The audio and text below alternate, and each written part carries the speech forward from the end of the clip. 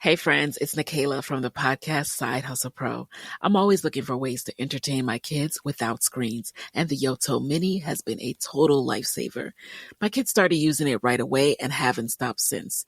Hours of stories, music, podcasts, and more at no screens or ads.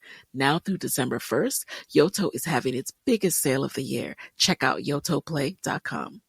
Why choose a Sleep Number smart bed? Can I make my site softer? Can I make my site firmer? Can we sleep cooler? Sleep Number does that. Cools up to 8 times faster and lets you choose your ideal comfort on either side. Your Sleep Number setting. Enjoy personalized comfort for better sleep night after night. It's our Black Friday sale. Recharge this season with a bundle of cozy, soothing comfort. Now only $17.99 for our C2 mattress and base, plus free premium delivery. Prices higher in Alaska and Hawaii. Check it out at a Sleep Number store or sleepnumber.com today. The kettle's boiled, Vic. Great. Perfect timing. Just a dash of milk for me, please, mate. Here you go. Shall we get started then?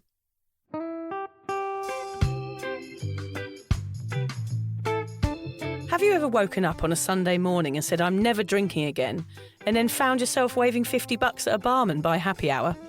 Are you wondering why everyone else can stop at 1 while you head to a dodgy after-party with a weird bloke called Disco Dave? If so, it might be time to take a deeper look at your relationship with your reliable social crutch, alcohol. On each episode, we'll investigate our own dysfunctional dealings with booze and find out if it's possible to stop this deeply ingrained habit before things get too messy. Yep, we're going to open up a shame shed of humiliating drinking stories to help you understand why waking up from a booze coma each weekend with a kebab sticking out of your top pocket might actually be negatively impacting your health. Hamish and I are here to delve into what it's like being sober, an unwanted warts and all look into why giving up those cheeky pints or putting down those mummy wines will make you feel happier, help your anxiety and mental health, and turn you into the most sparkly, authentic version of you. Won't that mean I become boring though, Vic? Well, Hamish, we'll just have to wait and see. I'm Victoria Vanstone. I'm Hamish Adams-Cairns. And this is Sober Awkward.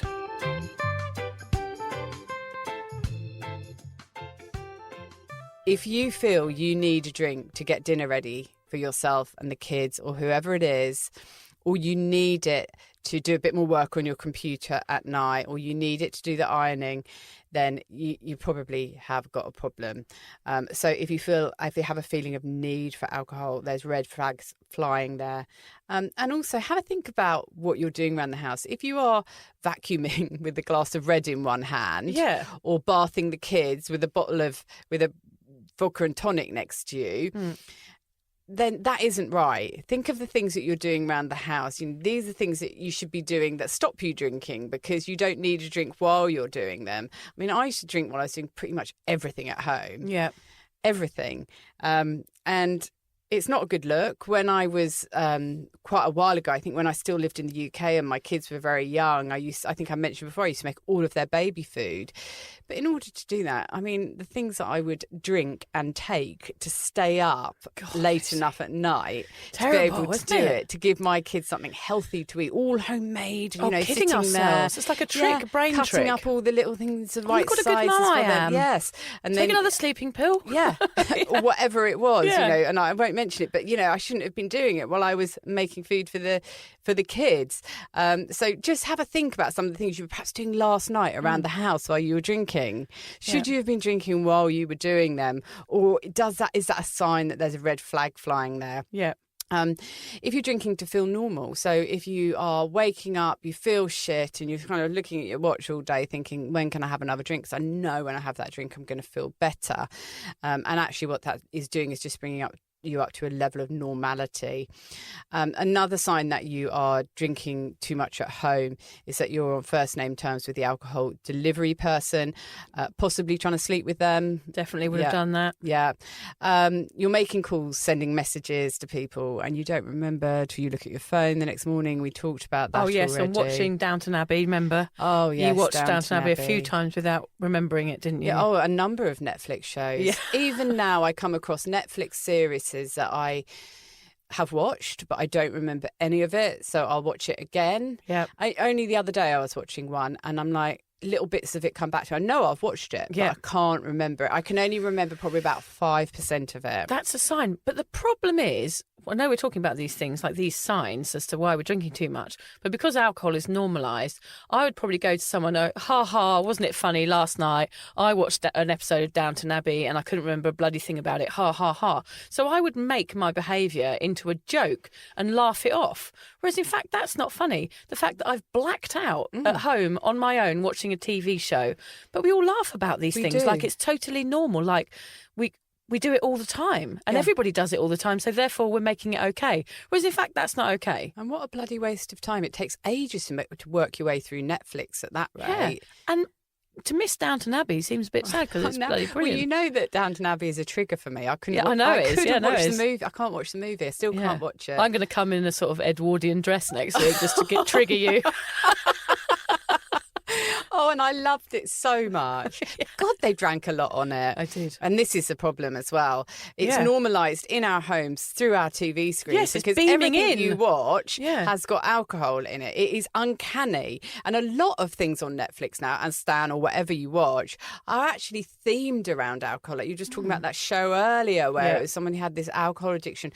A lot of the problems of people you watch on these shows come back to alcohol. Every time. Yeah. I'm like, gosh, God, how many alcoholics in this show? It's like you can count them. It's like the tit count you used to have on Sunday Sport. Yes, it's changed. Nipple count. There are so many. I'll just explain to the Australian listeners, there used to be a newspaper in England called it was the Sunday Sport, wasn't it? Where on the front page, not only did you have the date, you also had the nipple count, which was the amount of women's nipples that appeared in that paper that day. We are a classy nation. So we have now the booze count, which when I'm watching TV at night, I count how many people are drinking and how many people have a problem, because it always stems back to alcohol. Any trauma or anything on any TV show, it always seems to be, especially a detective show. It really is. It's always the detective has a booze problem. Yeah, so we have the booze count, not the nipple count. If you are trying to talk yourself into it being okay to drink at home, and then you turn on the TV and there's a detective or somebody really high up in a show having a drink who you love and respect, and you've got a bottle of wine or some beers or a bottle of vodka in the cupboard and you're thinking, I'm not going to have one, I'm not going to have one, I'm not going to have one. You turn on the TV and there's someone having one when they come home from work. It normalises it and you think, well, why don't I? I'm not doing anything wrong. It really doesn't help us not to drink at home. It's amazing how you can change your own mind like that. It's like that. What's that? Oh, it's so easy. Neuroplasticity. And we've talked about it before. Like you can go, I don't really want to drink. Oh, but they're doing it. Go on then. Yeah, find excuses. It's that simple. So easy to find those excuses. Hey friends, it's Nikayla from the podcast Side Hustle Pro. I'm always looking for ways to entertain my kids without screens, and the Yoto Mini has been a total lifesaver. My kids started using it right away and haven't stopped since. Hours of stories, music, podcasts, and more at no screens or ads. Now through December 1st, Yoto is having its biggest sale of the year. Check out yotoplay.com. This season, we're giving ourselves and everyone we love the gift of beautiful nails. I'm Sarah Gibson-Tuttle, founder of Olive & June, and right now, Olive & June is having its biggest and only sale of the year. So from now through December 1st, get 25% off every product on our site. Plus, we're giving away surprise gifts. So whether you're stocking up for yourself or finding the perfect gift for everyone on your list, now is the time. So get 25% off every product on our site from November 13th to December 1st. Perfect for gifts, stocking up, or treating yourself. Visit oliveandjune.com/perfectmanny25 for 25% off everything. That's oliveandjune.com/perfectmanny25 for 25% off everything.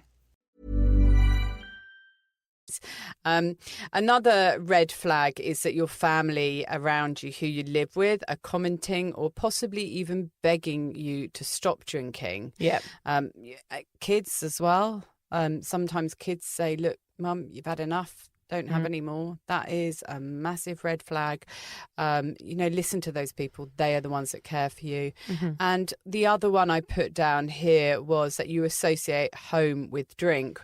So that's a shame, that one, I would say. Yeah. Sad, that one. Yeah, because it used to be you'd go out to a bar and those are the places you'd associate with drink. Home shouldn't be associated with alcohol and getting yourself off your head and pouring something into your body that's actually going to make you feel No. depressed and down. It should be about roast dinners and love and all the wonderful things in life being in your home. It should be your place of safety and kindness and respect and all of those things that the word home means. But when you're drinking at home, it becomes a toxic environment.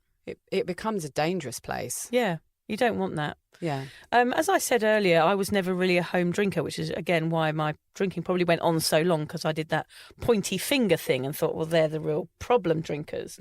So I did put it out to the community, this one, to find out what their response was and what their red flags are and what their reasons are for being stay-at-home drinkers. I had so many responses to this one because a lot of the people, their drinking had changed. It had gone, as we all do, we start going out as a teenager and we're out drinking. And then it changes. For some reason, for whatever reason, it changes and you end up being at home, which does make it feel a bit more sinister. One lady said she drank at home because she felt like it was the only thing she had control over. It reminds me of people who suffer from anorexia. It's like food. It's the only thing they have control over, whether it's due to trauma or whatever. And they feel like that's the one thing that's theirs, like they own it. It's almost like Gollum's precious ring, isn't it? This is mine and my thing. So therefore I control it and I can keep it to myself like a secret. It's really addictive, that. And really, yet there is no control. There is no we've got control. control, but we this haven't. is mine, my precious booze. Yeah. And the lady who wrote to me was actually in a violent relationship, and she was using alcohol to numb it out, but also like to take control of her situation. She was actually emailed to say that she was 90 days sober now and listens to the podcast. Brilliant. So thank you to her. There were 20 responses about becoming mums, how they'd gone from being out to being at home, exactly what we talked about. The isolation, the stress, your temper building, new emotions, kids being in bed was a reward, and you get tired of the four walls that surround you. You just get bored. And the other thing was adult time that came up there. I say it in inverted commas again. It was, oh, well, let's go and have our adult time, which basically means let's go and get pissed together now the kids are in bed. That is a very common theme that ran through this, was people saying, right, it's just me and my husband's time to relax and to watch TV and have a glass of wine, which would turn into a bottle or two or three. A habit that people had that was getting out of control. The other one is people are being scared of going out and getting injured, which is what we talked about. One lady said she still tripped over the cat at home, so it didn't really make any difference. She still woke up with bruises. Well, that's it. We don't go out because we don't want to injure ourselves or get into trouble, but we can do it at home just as easily. Yeah, her cat was her wake-up call, she said. One guy said he drank purely because he was lonely. He had red flags, which were 4 bottles of empty wine bottles on the side in the kitchen when he woke up. But loneliness is a huge thread amongst the people who drink at home, I think, don't you? I think it is, yeah, definitely. And alcohol is like a friend. It is like having another person in the room. Yeah, you can have a little party in your head, can't you? I remember, sitting at home, you'd be bored and then have a couple of glasses of wine and feel like, oh, well, I'm having quite a nice time now. Yeah, you feel like you're not alone when you're drinking, which is, it's all an illusion. It is an illusion. And also, something that comes with sobriety is the feeling of like, if I don't feel lonely anymore because I trust myself and I'm happy with my own company, whereas in fact loneliness might mean you're kind of maybe a bit codependent and you need somebody else to make you happy, whereas in fact when you get sober you realise you don't need other people to make you happy, and that's a really good reason to not drink, actually. And I think that sort of goes back to me lighting the candle. I felt that if I was drinking, then I felt like I had company and I didn't feel lonely and it was worth making an effort around the home.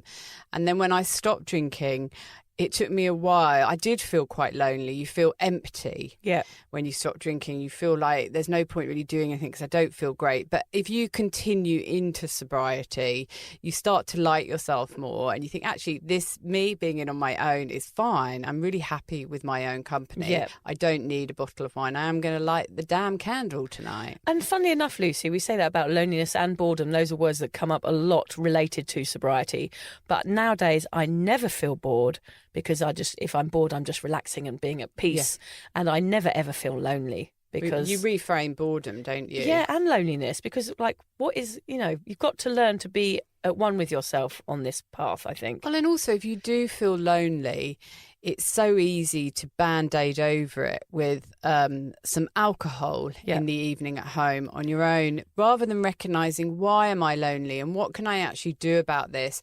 What's a healthy thing I can do to help this problem long term, which might mean that you have to go and join some groups, do some online dating, catch up with old friends. But you're not doing any of that while you're sitting at home on your own drinking. And all you're doing is drowning your sorrows. I guess where that phrase comes from, like you're drowning out your sorrows, which is never, ever going to help anyone or anything. If you're questioning your relationship with booze, you're struggling to moderate, or your hangovers are causing anxiety, it might be time to reach out for some support. Yeah, just talk to a mate about how you're feeling, contact a local doctor, find an AA or sobriety group. Vic's got one. Yeah, just head to www.cuppa.community. Remember, if you're questioning yourself, it might be time to seek support. Even though this journey can be awkward, it is definitely worth it. And if you've enjoyed the Sober Awkward podcast, don't forget to review it, rate it, and share it with your mates.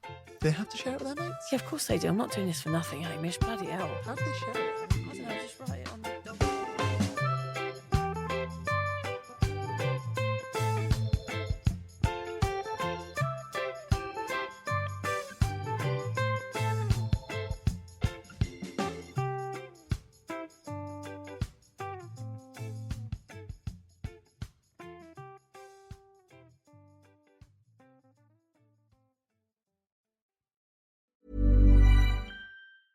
Hey friends, it's Nikayla from the podcast Side Hustle Pro.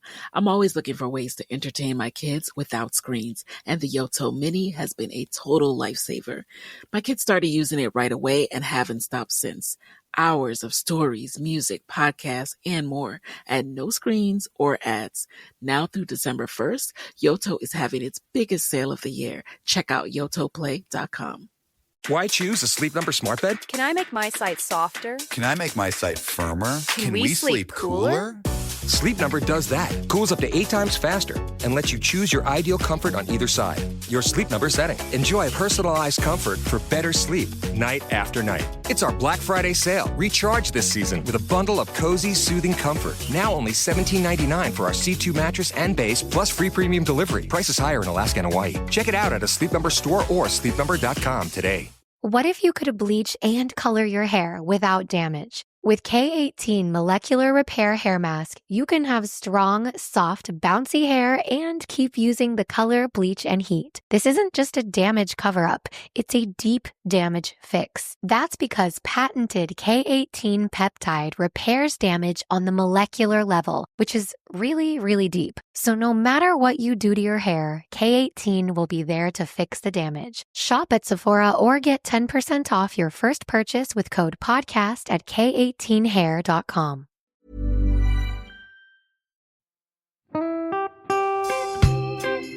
So, as you probably know, my comedy memoir, 1,000 Wasted Sundays, is officially out. All my magnificent fuck-uppery in one awkward hit. If you'd like to get your hands on a copy, it's now available from all good bookstores. We always say all good bookstores, don't we? Yeah. Are there bad No, bookstores? it's probably ones with moody sellers. Oh yeah, really Yeah. depressed librarian folk. Yes, Okay, yeah, good. yeah. So there are probably some, but we're only storing it in the good ones. It's only made it into the goodies. You can also get it from all good online retailers. The print version and ebook are out now, and the audiobook will be available in March. I've been writing my memoir for 5 years. It will make you laugh, cry and cringe, and hopefully inspire a few people to reconsider their relationship with booze. If you love the podcast, then I think you'll love the book, even if I do say so myself. Hamish has read it. What did you think? I feel like I know a little bit too much about you now, to be honest, Vic. Look, I really loved it. It was hilarious and surprisingly moving, but I feel like I've seen you naked in a literary sense. Yeah. Does that make sense? Yeah, that's worrying. Yeah. From an emotional point of view, seriously, it wobbled my teeny weeny wooden heart, Vic. Okay. My teeny little wooden heart. Well, his teeny little, his wooden heart is broken. Anyway, so if you do manage to get your filthy mitts on a copy, please do me a favour and head to goodreads.com and give me a review. Doing that will help me get it out there to those that need a bit of sober support. So there you have it, my story, unwanted warts and all. Come and get awkward with me. Not to be too demanding or anything, but seriously, go and buy it Yeah, now. go and buy it. Go and buy it right now. Yeah, don't just tell your friends, buy it, and then buy your friends one or two. Yeah, don't give them a copy. Buy it, yeah. And you know what? Don't be careful where you store it. If you lose it, you can always buy another 5. Buy another one. Yeah.